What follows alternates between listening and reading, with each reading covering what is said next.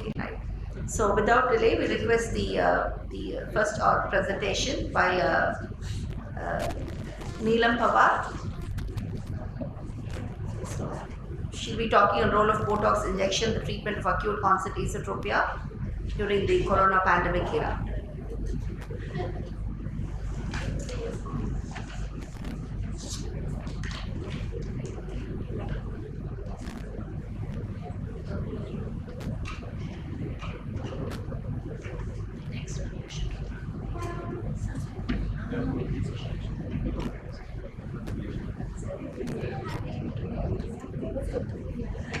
Good morning, everybody. I will be presenting the role of Botox injection. Yeah. Good afternoon. I will be presenting my work on the role of Botox injection in treatment of acute onset esotropia in corona pandemic era. So excessive near work and spending more time online virtual classes have not only negatively impacted children's social life and physical activity, but has also led to increase in acute esotropia in COVID era. So besides three non-neurological acute onset esotropia, various authors have reported acute comitant esotropia after excessive smartphone usage. So the aim of the study was to study the effectiveness of Botox in patients with acute comitant esotropia due to excessive mobile and laptop usage in COVID era in pediatric population and adolescent. So this was a retrospective interventional case series done in Arvind Eye Hospital, Tirunelveli. 22 patients with acute onset esotropia in 2-year period were included. 2.5 to 7.5 unit of Botox were injected unilaterally or bilaterally to medial rectus muscle of the deviating eye, and main outcome measures were pre and post injection angle of deviation, stereopsis, and whether squint surgery was later required. All patients had complaint of binocular diplopia and sudden onset of esotropia. The diagnostic criteria were sudden onset of esotropia with binocular diplopia, comitant esotropia, and no limitation of any movement. None of these cases had any previous history of fever or systemic disease. MRI were normal in all cases.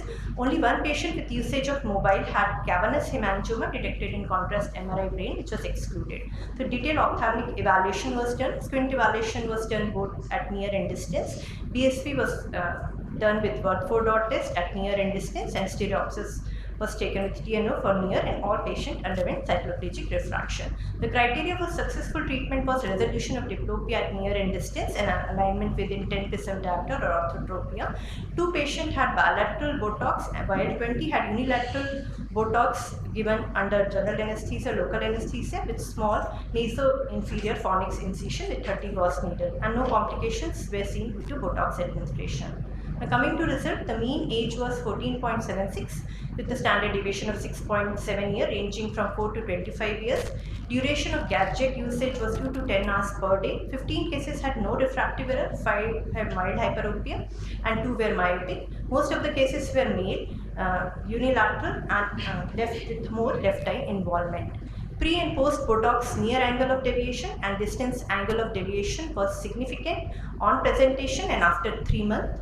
And all the patients had BCVA of median 6/6, and duration at presentation when they came to our hospital, it was 2.25 months before the onset of presentation and onset of symptom and presentation. So in follow-up, 18 patients had minimal esophoria at 1 month with improvement in stereopsis, and BSP was regained. 4 patients had residual esotropia, but after 3 months this 4 patient increased to 6 patients with increasing esotropia, and for these 6 patients, unilateral MR resection was done in 2 cases, and 4 patients underwent MR resection with LR resection, and 1 patient even after Botox and surgery needed 6 prism diameter base out frenal prism in both eyes.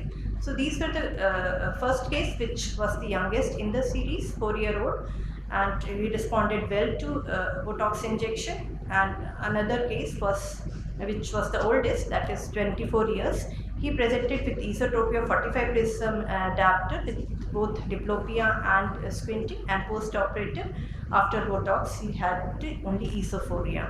These 2 are examples in which we have already given Botox but recurrence occurred, and 1 case was like failure, residual esotropia was there, and we have to do surgery for this case. So the limitation of our study is that it is a very small series, it is retrospective in nature, and maybe a longer, this was very short follow-up, up to 3 months all patients came, and at 6 months only 17 patients came. So longer follow-up is needed to reach any conclusion. And coming to discussion, the etiology of esotropia in these cases is still debatable. It may be because of dynamic activation of medial rectors, and till now there are 4 studies published during this COVID era with acute comitant esotropia, and in all the cases there were majority were males, and most of the cases were treated with exercise, prism or surgeries.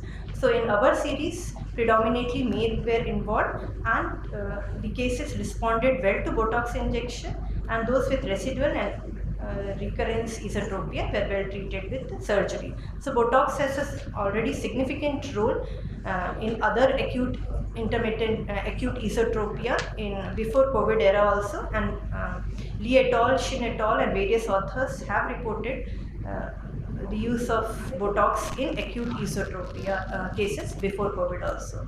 So coming to conclusion, botulinum toxin therapy has a definite role in treatment of children with acute onset esotropia, and it may well obviate the need for squint surgery in all cases, and larger deviation can be managed with first Botox injection and later on with surgery in terms of both ocular alignment and stereoequity. Thank you. And thank you, judges, for giving me priority to present. You did MRI for all the 100 patients, Yeah. all of them had done. And did you see any ptosis in any of these patients? No, none of the patients had None of them had real complications. 22 patients that you have reported. When was the last follow-up done? All the patients had follow-up up to, all 22 had follow-up up to 3 months. At 6 months, 17 patients were only followed. And last follow-up is still now we are following. Last follow-up is almost 1.5 years. So, any case of recurrence that have been reported in the this Yeah. So long-term follow cases, in 2 cases. Again, we are seeing just before coming here, I had operated on 1 case who had recurrence. So does this mean that in short term you are reporting?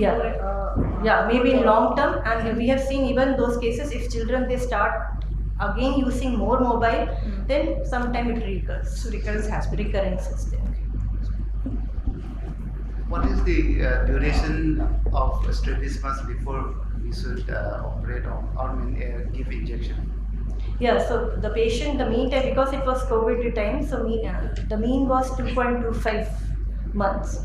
So from the onset of symptoms to presentation, the mean was 2. Even we have seen so many patients coming to us after 6 months of onset of diplopia and squint. Don't you think that 5 months is too short to? So results with 5 months is too short, too long. Yeah, I mean too short before we give Botox injection. No, but whatever in case it is specific, if earlier we give the injection, the better are the result, better they regain the stereopsis and binocularity.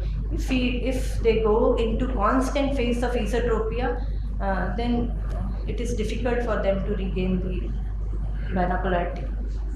And that's why we are not approaching directly for surgery.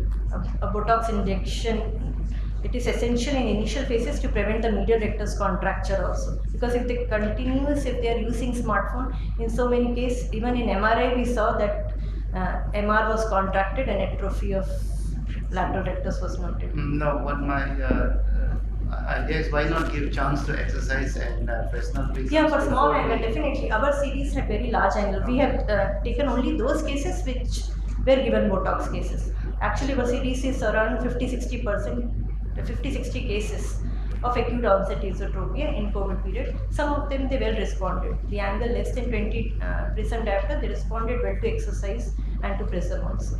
We have taken only those cases which were given Botox.